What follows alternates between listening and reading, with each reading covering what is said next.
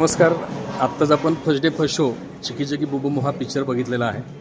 प्रसाद खांडेकर सरांनी दर्शन केलेलं आहे. स्वतः ते प्रोड्युसर आहेत. तर कसं वाटलं तुम्हाला आजचा पिक्चर?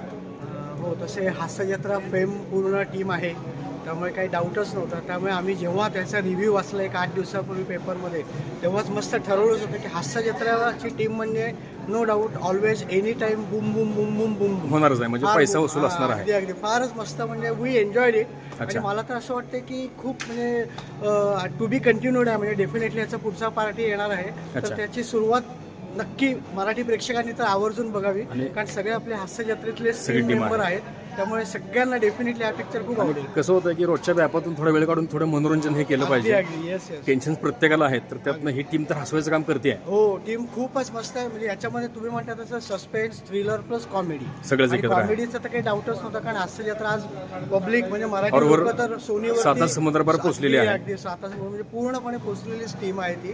त्यामुळे काही डाऊट नव्हताच या टीमबद्दल. त्यामुळे आम्ही अगदी मस्त एन्जॉय केलं पिक्चर. We enjoyed it. आणि मला तर वाटतं की मस्त